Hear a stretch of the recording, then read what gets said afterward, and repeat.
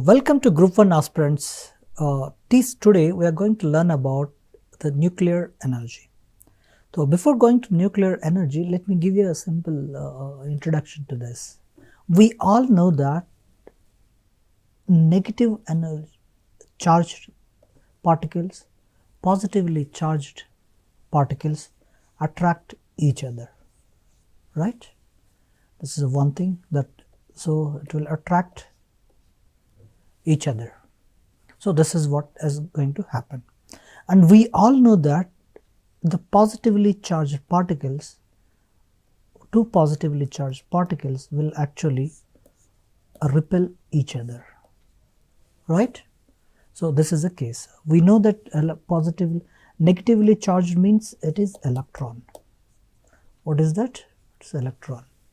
And positively charged means it is proton. Okay, and neutral, we know that neutrons will have no charge for this neutron. So you all know that when two protons come together, or when they come together, they repel each other. So this is the thing we all know, everyone knows about it. And let me give you one more thing. So what is an atom?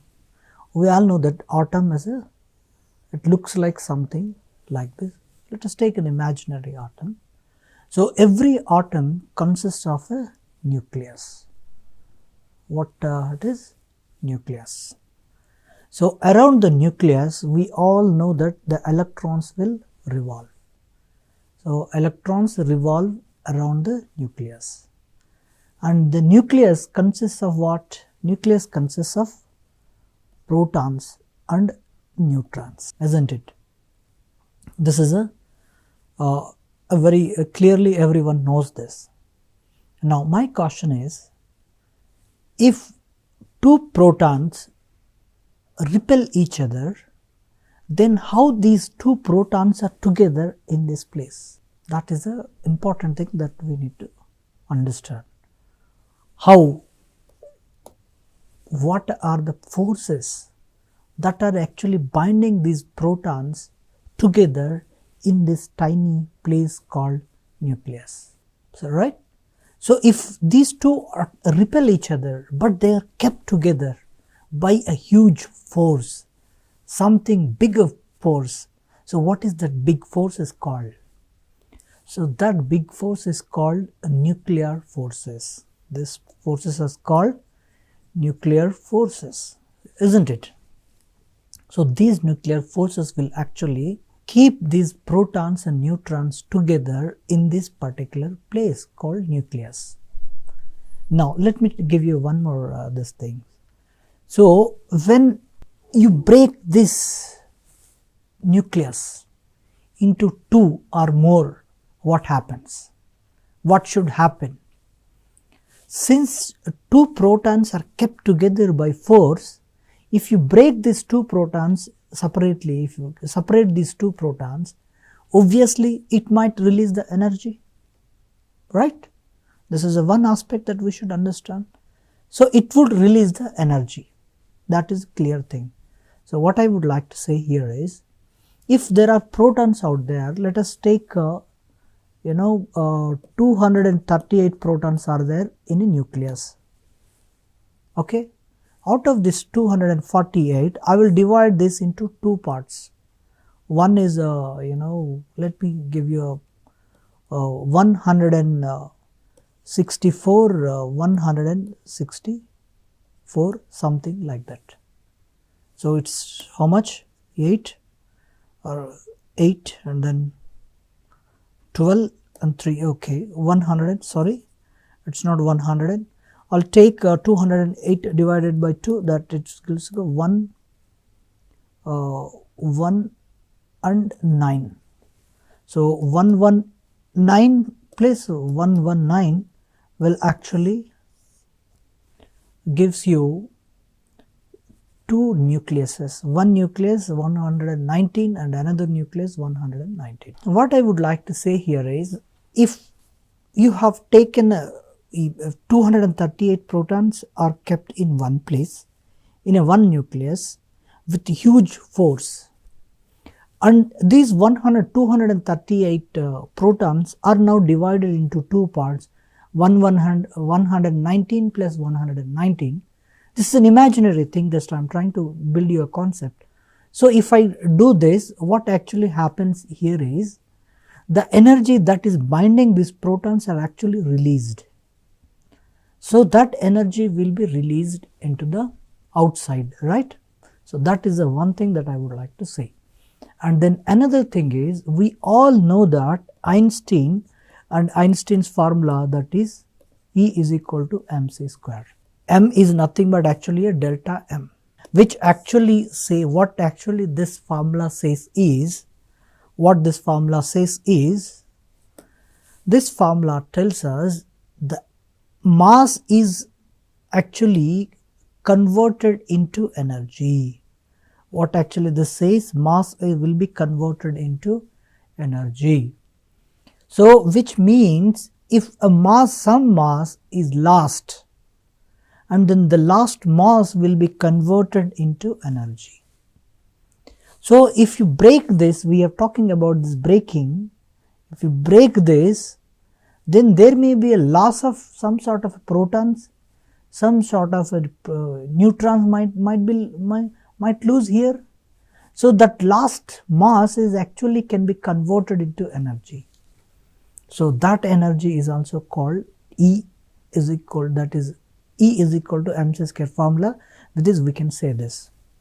So now you are clear that there are two things. One is E is equal to mc square, that is the mass is converted into energy. So if you lose an mass in a particular nucleus, then that last mass is actually converted into energy. So that is the one thing that we should always remember. What I would like to say here is, if you look at this, so what I would like to say here is, if you look at the nucleus and all, the nucleus will have certain number of protons and certain number of neutrons.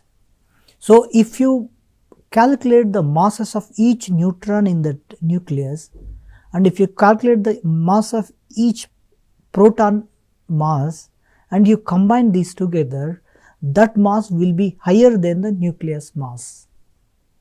So that means the nucleus mass is, let us take x, nucleus mass is x, but mass of all protons plus neutrons is y. So here the mass of these individual protons and neutrons value is always greater than the mass of the nucleus. That means when nucleus formed, the mass has, some mass has lost. So that last mass is converted into the energy, and that energy is called nuclear energy. So that energy is called nuclear energy. So that nuclear energy is responsible for keeping these protons and neutrons together in that nucleus. So here the nuclear technology is a technology that would help tap this energy, and then if the technology that would help to tap this energy is called nuclear technology. So today we are going to deal with this nuclear technology.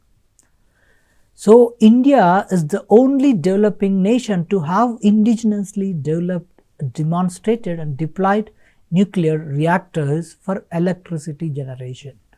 I will tell you how this electricity is generated. Okay. So what I would like to say is, the only developing nation to indigenously develop and demonstrated and deployed these nuclear reactors for electricity generation. We also call this as a civilian purposes. Most of these developed countries will deny this technology to us. Since they have denied this technology, we have developed ourselves. So this was made possible through several decades of extensive scientific research and technology development, primarily in an organization called BARC. So in this regard, Dr. Homi J. Bhabha was the architect for this. The country has a nuclear ores which a total of about 78,000 tons of uranium metal and about 518,000 tons of thorium metal can be extracted in India itself. Now before going into this nuclear technology, let us try to understand the nuclear fission. The nuclear fission is the process of splitting a nucleus into two nuclei with small masses. This large mass is actually splits into a small mass atoms, and then it is also produces energy, as we have already discussed this. Fission here means to divide. Remember that the fission has two S, therefore it splits into two parts. Okay, two S's means two parts. Just to remember that we are giving this. Okay, so small atoms, small atom 1, small atom 2, that's why two S's and two parts. So fission reaction, and there is a so that you don't have to confuse with the fission and fusion. Fission means divide. SS, two SS, two double S, small atom 1, small atom 2, so splitting. So that's why when it splits, the energy is released, and that energy is utilized for peaceful purposes. And there is a fission reaction here. Only large nuclei with atomic number above 90 can undergo fission reactions. So fission reactions, not every atom would undergo these fission reactions. It's only atoms with atomic number 90 and above would undergo fission. Atomic number 90 means the nucleus will have 90 protons in that. The products of fission reaction usually include 2 or 3 individual neutrons.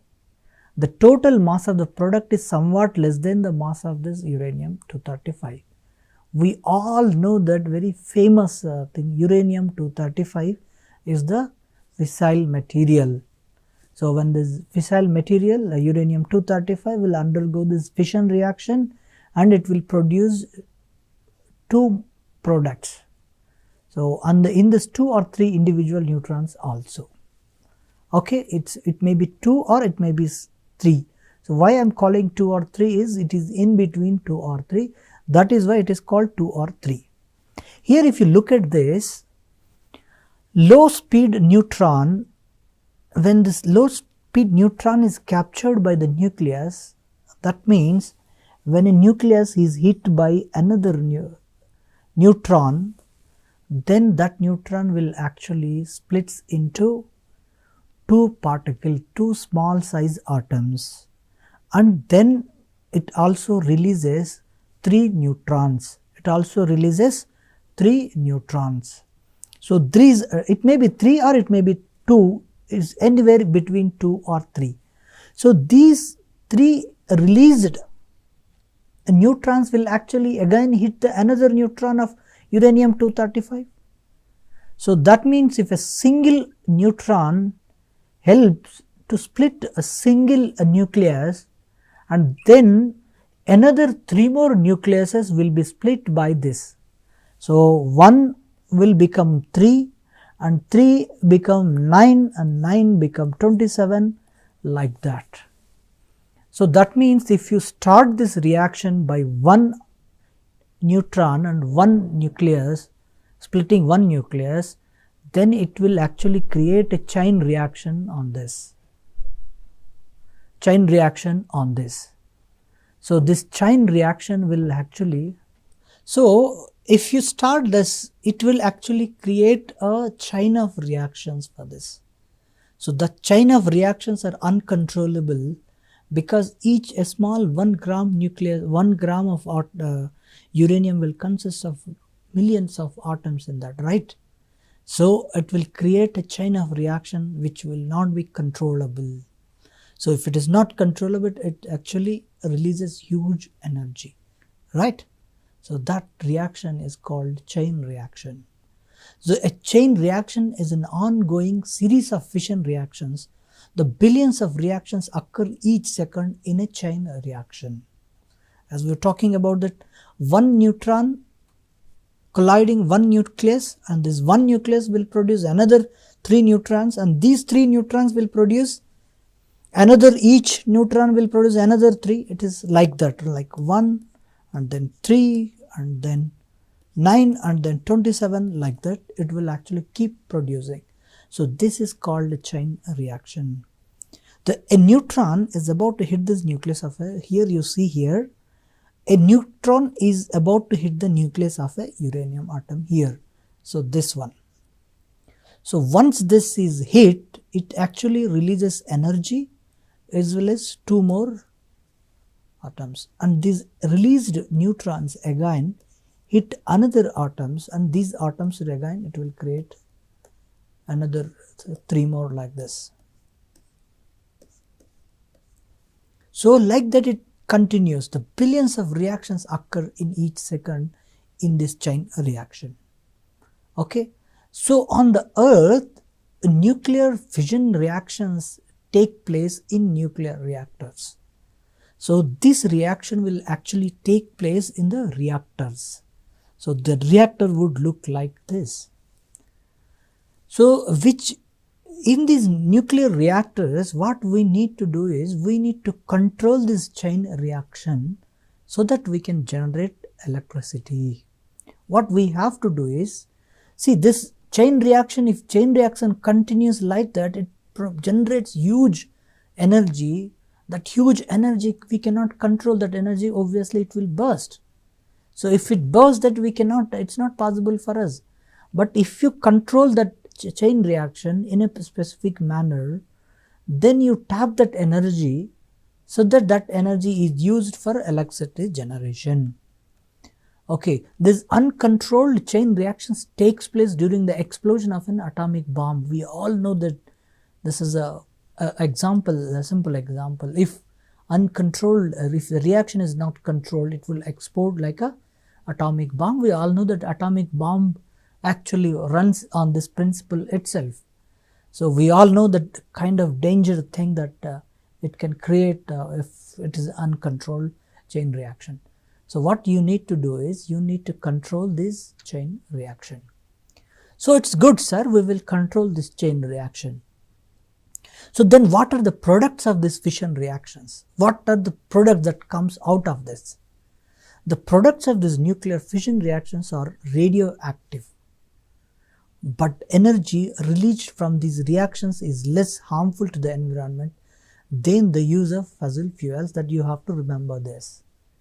The products are intensely radioactive and must be treated or stored in a particular manner, itself.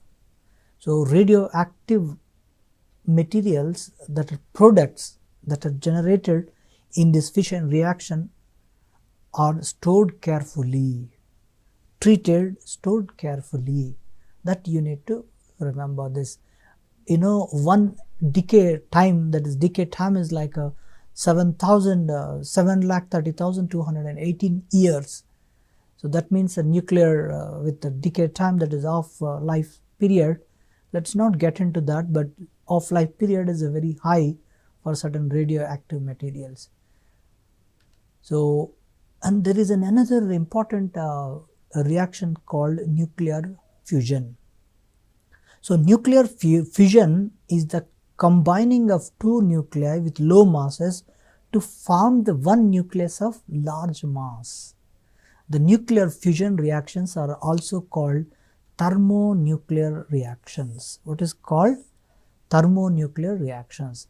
Here it is ulta. It's something like 2 small atoms will come and form a large atoms. In this process also it loses energy, mass. So that last mass is again converted into the energy. How to remember? Don't confuse with the word fission and fusion. Here in the fission, I told you about 2 small atoms. Here only 1 S, so one single atom. So that is why this is called fusion. Fusion means 2 combining 1. Here 1 combining 1 giving 2. So that you need to remember. These fission reactions exist in the stars. We all know that our sun is a good example of a thermonuclear reaction. Sun, it's almost impossible to create fission reactions on Earth, since they need temperatures above 1 million degrees centigrade in order to take place. It is not easy to combine 2 atoms and form another one. For that you need a huge temperature, like temperature is 1 million degrees centigrade. That is almost impossible to do that. So the nuclear fission reaction produces less nuclear waste than the nuclear fission, and the materials are easier to obtain. That you need to remember this advantage of this. So when deuterium and tritium will actually combines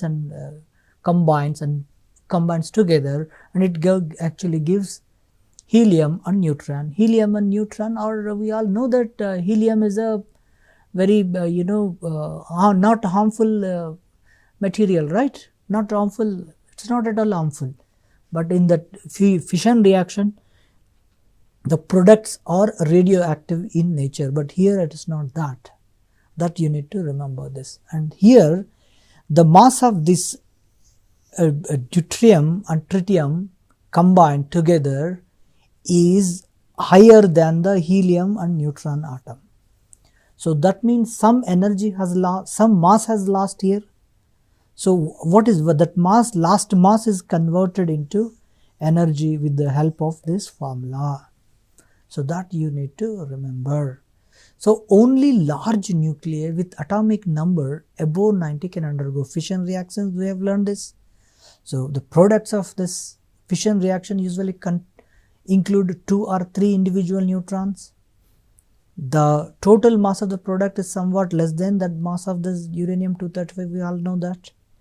Now let us look into this important thing called bark. Dr. Baba Atta established this atomic energy establishment at Trombe in January 1954 for multidisciplinary research program essential for the ambitious nuclear program of India. After the sad demise of this Baba, Homi Baba in 1966, AET was renamed as BARC, that is Baba Atomic Research Center, BARC. So, yeah, before going into this, let me give you one more how this electricity is generated. So, we have understood that when 2 atoms combine, energy releases. We have understood that if one atom splits into 2, that also releases energy. Now, how this electricity is generated? Let me give you an example of that. See, if you want to generate an electricity, what electricity is generated by actually, by rotating the turbine, we generate electricity. Simply you understand this. By rotating the turbine, we generate electricity. So this is the one thing that you remember. So if you want to rotate the turbine, how you rotate the turbine? In order to rotate the turbine, what we do in all these things, the best example is power plants. Power plants like electricity produced using this river water. So what we do in the river water is, in the river water, the river flows. With the help of that flow, what we do is we actually revolve the turbines. As the turbines revolves, as this using this flowing water, then that flowing water will actually revolve the turbine. That turbine will actually generate the electricity. So this is the thing that we need to do. So instead of using this flowing water, what we can also do is we can also produce the steam. The steam will also revolve the turbine. So how do you produce the steam? For steam production, we need heat. So that heat is actually generated either by using the coal. That's why thermal power stations has come. If you generate that steam with the help of nuclear reactions, then you call this as a nuclear reactions, nuclear power plant, nuclear power plants. So these are the two areas that you need to understand. So what we are going to do is we actually use the steam, and then the steam is used to revolve the turbine, and then the revolving turbine generates electricity. So how you produce this steam is a different thing. If you use this coal for producing the steam, that would revolve the turbine, then we call this as a thermal power plant. If you use the nuclear reaction to produce the steam that would produce the electricity, then we call this as a nuclear power plant. So let us look into this nuclear power plant of India, and then we'll look into this, the technology behind this also. So before going into this, we have learned that India contains, the natural resources of India contains uranium and thorium. So uranium is the immediate material that is used for producing power. We all know that. But what about the thorium? We know thorium, we have thorium resources, very high, huge resources, right? So what we have come up with is, in order to use this thorium also, so what India has come up is, India is coming up with a nuclear cycle where one nuclear plant, stage 1, we will produce the nuclear power, and then the byproducts will be again utilized for another nuclear power, and then that is also used for another nuclear plant. Like that, we have 3 stages of nuclear cycle, and let us look into this nuclear cycle one by one. So the goal of this 3-stage Indian nuclear program is resource sustainability, which means accordingly the power generation in the 3rd stage is predominantly dependent on the thorium based fuel itself. The thorium is again produced in the 2nd stage itself.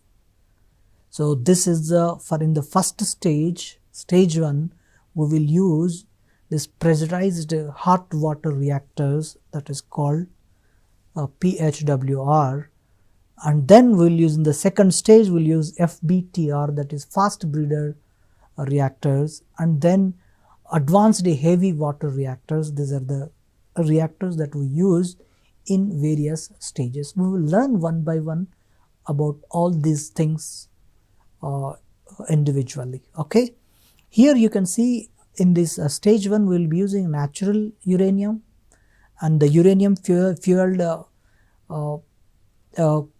pressurized hot water reactors here, and we will be producing a 300 gigawatt electricity a year with this. And then the byproduct that comes is uranium and then plutonium, and then uranium and plutonium is again used in as a fuel here, and then this we will learn this one by one. Here we would like to produce 42,000 gigawatt electricity per year at this 2nd stage, and then in the 3rd stage we will use this much gigawatt electricity in the 3rd stage. Okay, so power generation is primarily by this the PHWR building fissile inventory for stage 2, and this stage 2 will actually expanding the power program, building this uranium-233 inventory, uranium-233 produced here. So let us look into this one by one about this current status of Indian 3-stage nuclear power program. In this current stage, the stage 1, we have PHWR, that is 18 reactors are operating in this. 18 reactors are operating in this 4 by 700 megawatt electricity under construction. That's 700 megawatt electricity produced reactors, 4 reactors are under construction. The several others are planned and gestation period has been reduced. So gestation period means the period when you start the constructing the reactor and then producing, stabilizing that reactor, which is called gestation period. This gestation period has been reduced drastically. Here for this the power potential with this is 10 gigawatt electricity. Okay, and then 2 BWRs are also operating. 1 VVR also achieved criticality. Criticality means that has stabilized, that reactor got stabilized. Thank you.